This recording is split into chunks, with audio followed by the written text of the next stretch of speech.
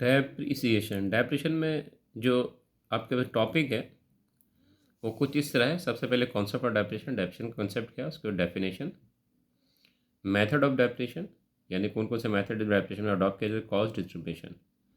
Cost distribution से मुराद ये है कि determine the cost of fix asset. ठीक है, कॉस्ट ऑफ फिक्स एसेट आपने निकालना होगा, सवाल मैंने दिया। Adjusting and closing tree of the depreciation, adjusting closing tree आपने करनी है इसकी। Difference between depreciation, depletion and amortisation, ये तीन चीज़ें, डेप्रिसिएशन, डेप्लेशन, अमोर्टाइजेशन में तीनों में क्या फ़र्क है। Deduce the book value of the asset, asset की बुक वैल्यू निकालनी होगी। डिटरमाइन द गेन और loss to be recognise, gain और लॉस रिकग्नाइज है तो उसको आपने डिटरमाइन करना है।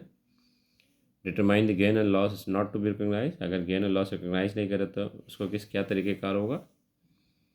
Life of the asset is to be revise, asset की लाइफ रिवाइज कर दी, इंक्रीज और डिक्रीज।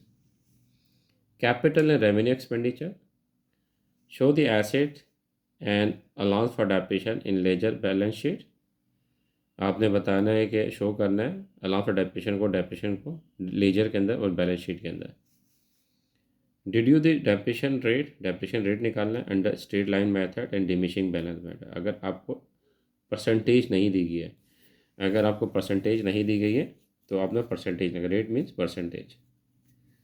अगर आपको निकालना पड़ जाए परसेंटेज क्या है स्ट्रेट लाइन मेथड के अंदर या डिमिनिशिंग बैलेंस मेथड के अंदर, तो परसेंटेज आप किस तरह निकालेंगे।